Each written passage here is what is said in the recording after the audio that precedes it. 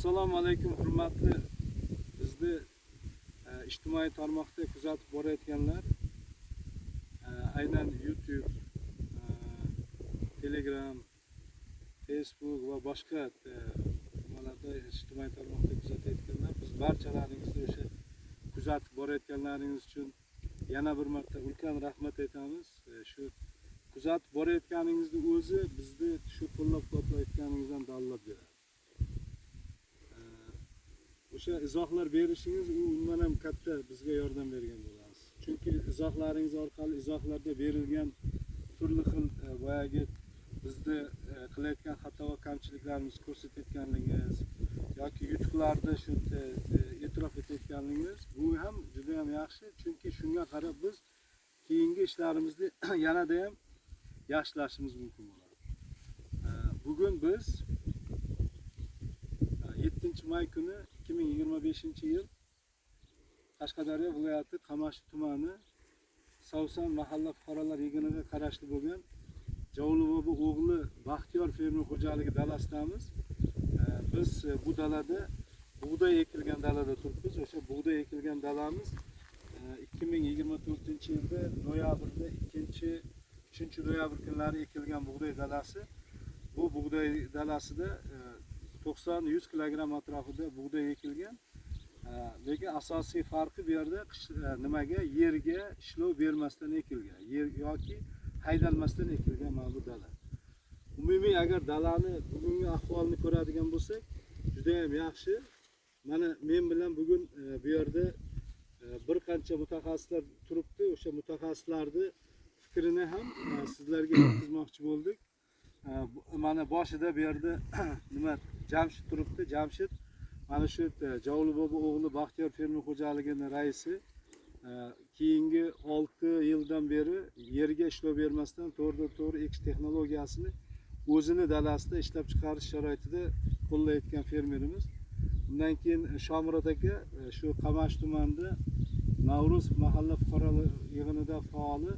Shuningdek, yana shu bizni texnologiyani urug'chilik tomonidan olib borayotgan mutaxassis. Yonimda Akmal Akramxonov, bu kishi qurg'oqchilik mintaqalarda qishloq xo'jalik ilmiy tadqiqotlarni olib borish markazi Ikardani O'rta Osiyo va Kavkaz, Janubiy Kavkaz davlatlari uchun mintaqaviy vakolatxonasi boshlig'i. Yonimda Abubakir Siddiq aka, bu kishi Navruz mahalla fuqarolar yig'inida o'sha haligi fermer, shu o'zini bir necha gektar shu bug'doy dalalari bor. Bundan tashqari shu nima deydi, ham sug'oriladigan yerda, ham lalmi yerlarda ish olib borayotgan fermerlarimizni. Endi bu kishi hozir bizga mana bu nimadan kelib nima qilib qoldi, bu bug'doy to'g'risida menda juda ham yaxshi fikrlar bor deganligi uchun mana akani chaqirdik. Aka, o'zingizni tanishtirib bering. Men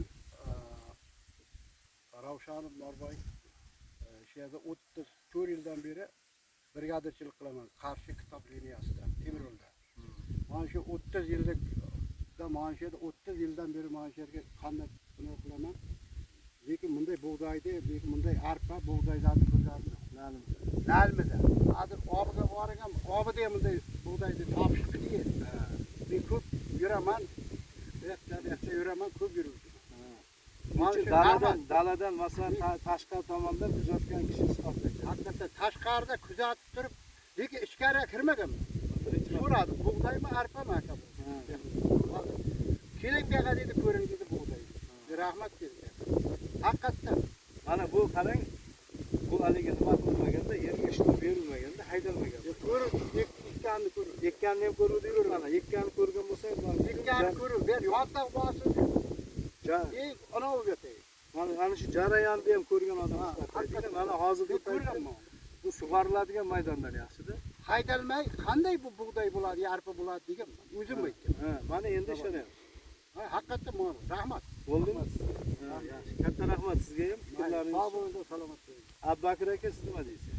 Endi haqiqatdan ham bu texnologiyani yangi joriy etilyapti. Bu fermerlarimiz ham juda katta qiziqishlar o'tyapti. Mana shu bizda haqiqatdan notilma ekilgan bilan shu eski usulda ekkanimiz juda katta farqi bor. Hozirgi kunda xuddi notilma mana shu ushbu ekilgan g'alvalar yuborilgan g'allalarda yuribdi. Xuddi bundan bitta ham kami yo'q. Lekin bizni shunday ekkan g'allalarimizni o'zi qurib tamom bo'ldi. 40 gradusga chiqib ketdi. Sabab nima deb o'ylaysiz? Sababi endi haqiqatan texnologiya zo'rligi, texnologiya qoldiqlarni qolishini ham ko'rib turibmiz. Juda namni saqlash e'tiborga olinsa kerak bundan. Namni saqlanadi. Nam saqlash e'tibori Yerga ishlov berilmaganiga belimizga kelib yotdi g'alla mana. Xuddi suvli g'allada yuribdi mana. Ha, to'g'ri. Hozir bizda bor, biz armiya ekkamiz. Ikki qarshi qilib o'zi boshqa olmaydi ular. Ta'sirda qulab qoldi bizlar. Lekin bu yerda maydonlarga kiradi. Rahmat Abu Bakr aka. Akmal aka sizda qanday? Motiv bo'yicha biz Karda tashkilotidan ham hamkorlikda ko'p mutaxassislar bilan harakat qilingan. Mana oxirgi 5-6 yildan beri ko'p turilgan ekan. Bu janubiy dehqonchilik uchun juda ham katta yutuqda bu. Agar bu zonada bu yaxshi o'zini ko'rsatgan bo'lsa, u teparoq zonadagi albatta o'zini ko'rsatadi. Olim taqib qo'ysa ham bo'laveradi, o'zi teparoqqa yursa bo'ladi. Masalan, G'allaorol, Samarqandda qancha yer bor, Jizzaxda qancha yer bor. Bu yoqda chidamli bo'lgan bo'lsa, u yoqda o'zi 100% o'zini ko'rsatishiga biz haliga ishonamiz. Endi bu tayyor o'zi hamda, o'zi yurib ishlaradi. Umuman Akmal aka sizda hali tuproqqa bo'lgan ta'sirlari bo'yicha ham bir fikrlaringizni so'ramoqchi edim. Tuproqqa ta'sirlichi buni sal kutib mana kuzatuv olib turibmiz. Bunaqada bunda masalan organikmi, humus yig'ilishini mana 5 yil bo'lgan bo'lsa, o'zi o'lchab ko'rsatsa bo'ladi farqini-da. Chunki odatda biz masalan 1 yil, 2 yil, 3 yil kutishimizga to'g'ri keladi. Mana bu yoqda 5 yil, menimcha o'zi bir ikkita nazoratlar ham o'tkazilgan, namunalar ham olingan. O'sha narsani bir-biriga sekin taqqoslab ko'rsatsa bo'ladi. Mana bizda Qamashini o'zida menimcha 70 ming gektar. Agar o'shani ham masalan 1-2% agar ko'paytirgan bo'lsak ham, bu dunyo miqyosida yoki O'zbekistonning o'zining miqyosida ancha narsaga aylantirsa bo'ladi. Karbonga, uglerodga aylantirsa, u juda ham katta miqdor chiqadi. Bu bitta rayonning namunasida. Shu buni davom etish kerak. Mana fermerlar o'zi mana xolis odamlar, o'zi o'stirib ko'rsatgan, mana shug'ullangan odamlar. To'g'ri.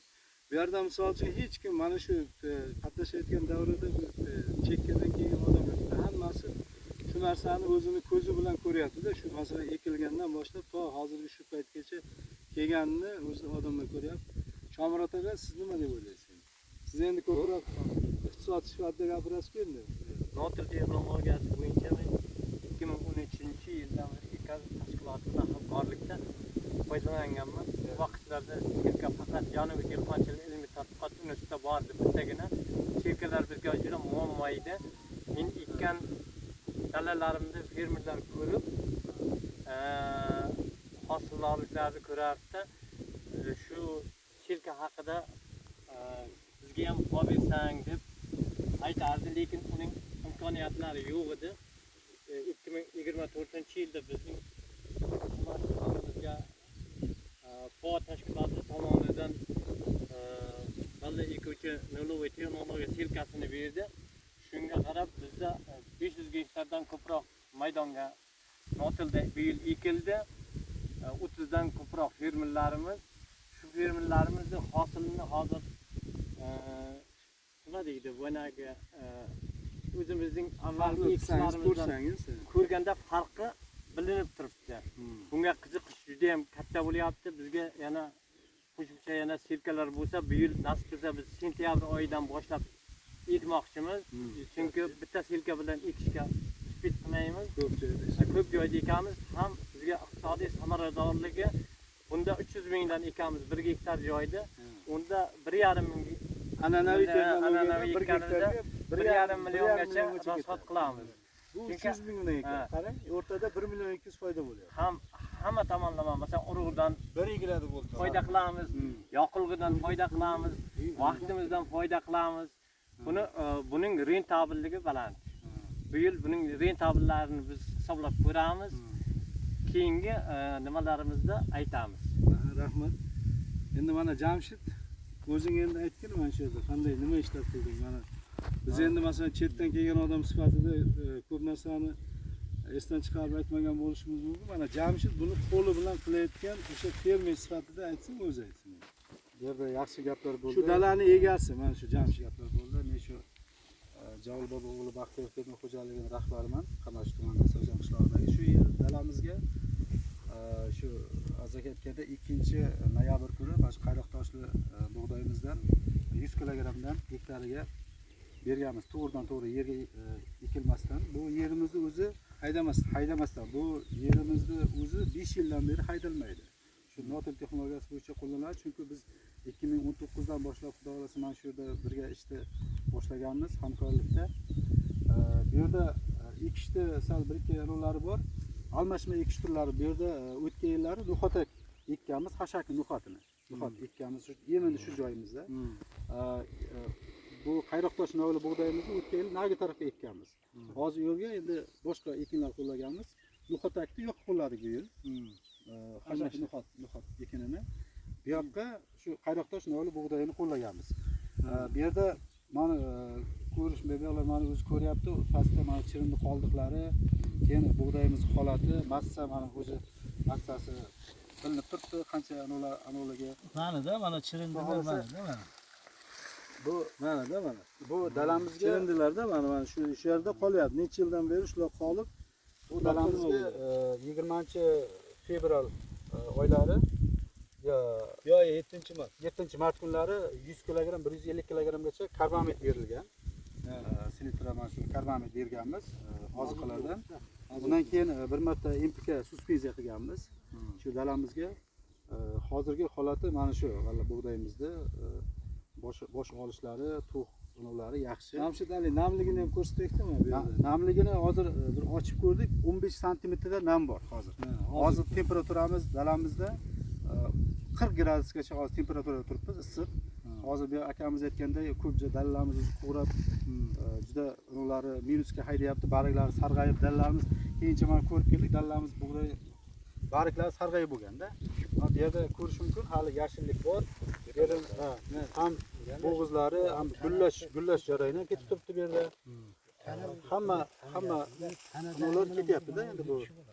Hammasi stabil ketyapti. Bug'doy holatlarimiz qarang, boshlari ham katta bunday to'q boshlari bilinib turibdi. Tuproqdan ko'rsatdikmi? Tuproqdan ko'rib ko'rsatamizmi? Ha, shunday ko'ylab ko'rsatak, odamlar ishonsin-da endi. Ko'ylab ko'rsatamiz, sizlar gapirib qo'yingda, men hozir tuproq ko'rayman. Yo'q, endi baribir ham. Hozir qarang, temperatura 40 gradus. Men bug'doy ham yashil. 5 yildan beri yaxshi yil kelgan, yomon yil kelgan. Ha, shunday. Lekin bu dalada masalan mana Qurg'oqchilik yillari ham shundan qurg'oqchilik yillari 2021, 22, 23 3 yil stabilni 15 sentr, 10 sentr arpadan, bug'doydan 15 sentrgacha hosil olganman. Qo'shni dalalarimiz endi shu yillari 3-4 sentrdan olgan. Mana endi bu yerda nimasi endi, mana namlikni turishi. Endi Aziz aka bo'ldi. Mana namni mana shunda barikda endi hozir bilsa bo'ladi. Mana qarang, namni o'zi mana pichoqni kirishini turib ko'rish kerak edi odamlar. shunday. Namni Mana nam endi turibdi-da mana. Mana Men shu qo'limga berdim mana. mana tuproqni qora Mana qora bo'lib turibdi-da, bu masalan o'shanda. bir bo'g'in kirgan joy. Namlikni o'zi. Endi bir qo'l kiryapti-da, bu yerda masalan 4-5 sm bo'lyapti. Endi og'aylar, mana bitta narsani aytmoqchimiz. Jamshid. Mana kim masalan bug'doy bilan shug'ullanayotgan bo'lsa, bizga e'tibor berib qarab tursa, meni hozir qora tuproq. hozir gaplarimga e'tibor berib qarasin mana. Bu masalan namlik bo'lganligi uchun-da, bo'lmasa qup-quruq bo'lar. Mana hozir nima qilsa yopishyapti qo'lga mana. Bu nima? Endi hozir mana bu yashil bo'lib turibdi deb hamma gapiryapti-ku. Nimaga shu yashil bo'lib turibdi? Shu savolga hozir javob berib ketmoqchiman. Nimaga? Chunki yashil bo'lib turishiga asosiy sabablardan bittasi o'sha tuproqdagi namlikni ushlab turgani bo'lsa, endi qarang, mana bu yerda barikni shu nimada boshoq chiqarib, gullashdan chiqqandan keyin ham mana bunday nimani barikni nima bo'lib turgani, yashil bo'lib turgani, bu bug'doyni hosiliga to'g'ridan-to'g'ri ijobiy ta'sir qiladi. Nimaga? Chunki hammamiz bilamizki,